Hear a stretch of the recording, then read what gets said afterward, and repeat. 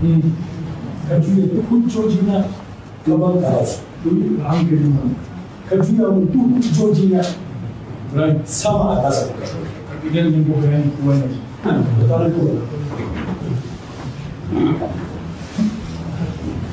ka juya mun duk hujjoji na bayan sama a ƙasa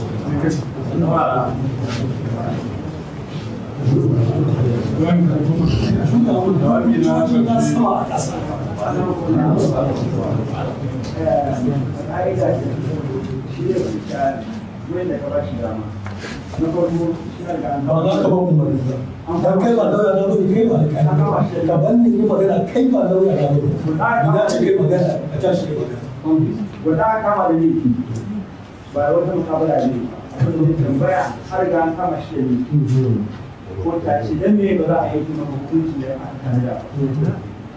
ba ce na wannan sigar ta sai kuma kai kada wani ya damu a kan tafiyar ta na ba musu dama kuri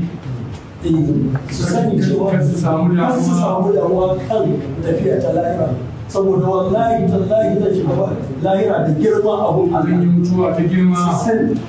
dan mutuwa ta girma amma ba na neman kuma ba na roƙon kai Ibrahim sarki da kai musu sassaucin Allah kai nake Ibrahim sarki kai musu ba na roƙon ka ba na neman sa Allah nake nema kuma a gaggauta zantar da wannan hukunci kuma a gaggauta zantar da wannan kalamin na ƙarshe wassalamu alaikum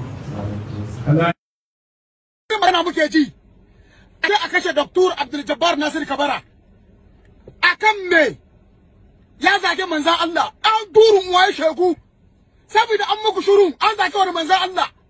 wani manzan da aka zaga matsiyata ina ma manzan Allah ya ce wani zage shi a kashe shi an durun waye shegu saboda an muku shurun wallahi duba aka taba wannan malamin sai mu babbaka Kano gaba daya wallahi na muku rasuwa da girman Allah in aka taba Abdul Jabbar sai mu babbaka Kano kai ganduje ka ci durun uwa ka ganduje kai kun ci turun waku duk malamai da suka sa a hannu a cikin batun Abdul Jabbar ga wallahi kun ci turun waku wallahi sai mu babbaka Najeriya gaba daya aka taɓa wannan malamin matsiyata ina annabi ya ce wani zake kashe shi dan turun wa don ma muku shurun kai ɗan ashabul kafi ba ruwan mu da wani batun wani zaman lafiya ta ci turun wata in da ba zai da wannan mutumin a kai ba mu so adalci ba ma so adalcin idan za aka ce za a taba wannan malamin na muku rasuwa da girman Allah sai mun babbaka Kano gaba daya Allah a kashe Abdul Jabbar a bar wani matsiyaci wani malami za a bari a Kano in aka kashe Abdul Jabbar